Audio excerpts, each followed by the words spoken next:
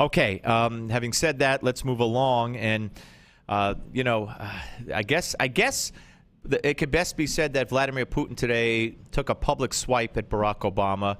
I believe that Kerry, at his press conference with his counterpart, got hit by his counterpart. You got Assad and Putin and the whole team playing a game with the United States, and there's really nothing much we could do about it right now. Joining us now to talk about what's going on and to talk about how Iran it plays into this and might respond if we ever did strike at Syria is Banafsheh Zand, Iranian writer and filmmaker who we have talked to before. Good to talk to you again. Thank you very much, dear Steve. Well, it's a pleasure. Okay, so, I've talked to so many people about this, and, Mickey Mouse, Mr. Magoo, a circus, a comedy show. How would you describe what you're seeing, unfold? Well, it's as far as I'm concerned, one of the things that is truly shocking is the fact that as the U.S. team, the administration, is going along bumbling and fumbling, trying to get Putin to behave and get his little pal Assad to behave. One of the things that I constantly say and never happens is the fact that the U.S. administration is completely ignoring the fact that there are people out there who just basically want governments in those countries, in Syria, in Egypt, in Iran, in Lebanon, that are have the separation of religion and state, that want nothing to do with the Sunni-Shia divide.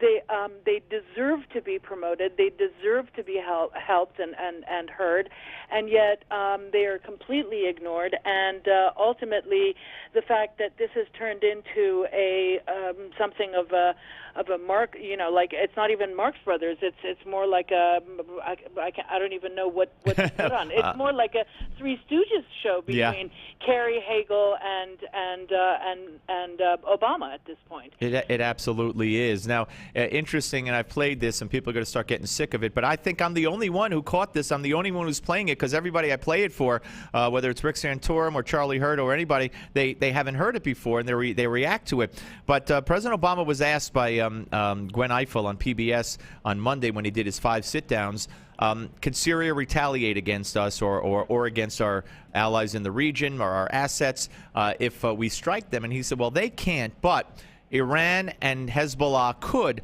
But, now get this, but, he said, he doesn't think they will.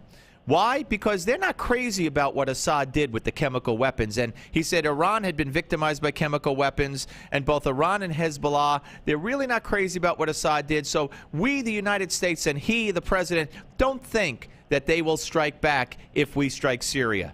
No, I heard that, and that's the big joke of it, is that people like Obama actually, and so many other people. I mean, I will be bold enough to say that 98% of the people that I see interviewed on every media channel, from Fox News to CNN, you name it, all over the place, do not understand the fact that the people, that those mullahs and the various leaders of those despotic regimes in that part of the world absolutely do not think according to the way that people think on this side of the world.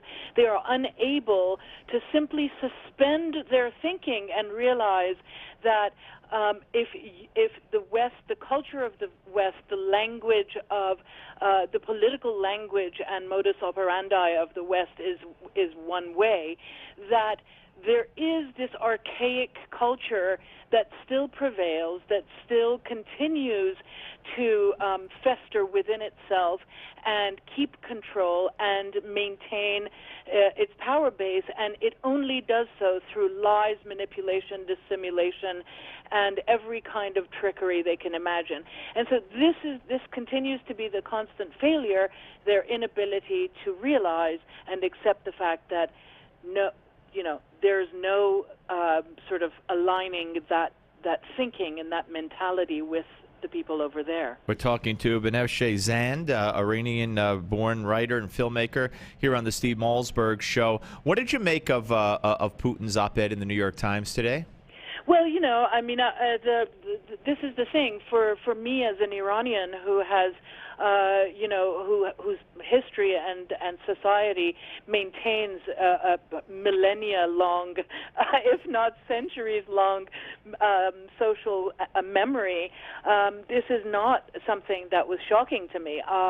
The Russians are, in fact, some of the ballsiest people on the planet. And they have always been. I mean, even before October 1917, they have been in cahoots with every single despot in that region. They will continue to be, because they sort of see themselves as a hegemony of sorts. What kind of hegemony? Well, it just goes back to the nature of the Russian czarist identity. It could be Stalin or Lenin coming in, but nonetheless, it is that culture and that mentality, and they will always do whatever it takes in the bamboozling, in the lying, in the dissimulating. They're very similar to the mullahs, and that's one of the reasons why they have continued to back the mullahs, I can tell you, for 130 years already. Yeah. All right, let me ask you one more question.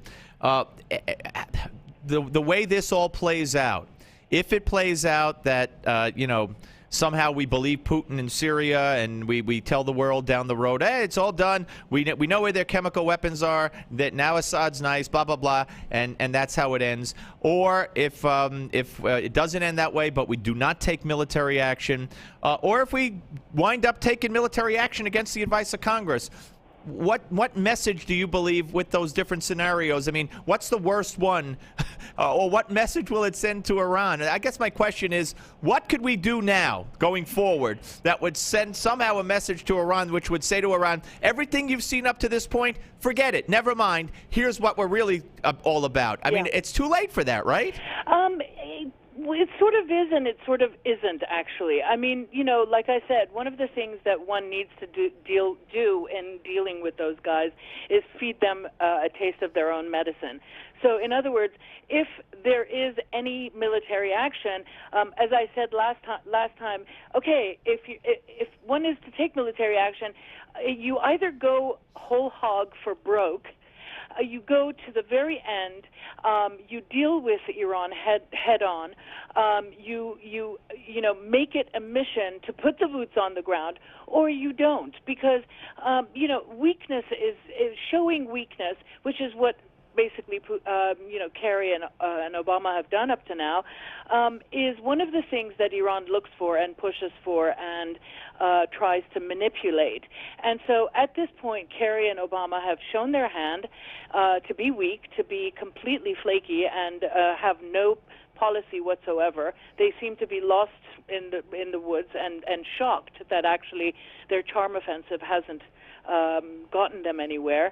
And so the only thing is if they go for the military option, it has to be the and I don't mean it in the sense of the traditional sense of the nuclear option, but I mean the nuclear option in terms of putting the boots on the ground, going whole hog and saying, okay, we are going to calculate this chess game for a checkmate, and not just 4 moves on the board. Gotcha. All right, listen, always a pleasure to talk to you, and we'll speak to you again real soon. Take care. Thank you. Bye-bye.